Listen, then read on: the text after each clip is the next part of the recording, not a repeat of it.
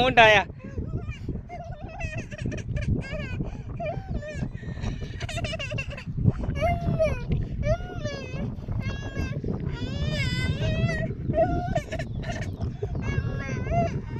called வெளியே called சேத்துல வந்து கால் வச்சோம்னா எடுக்கணும் வெளியே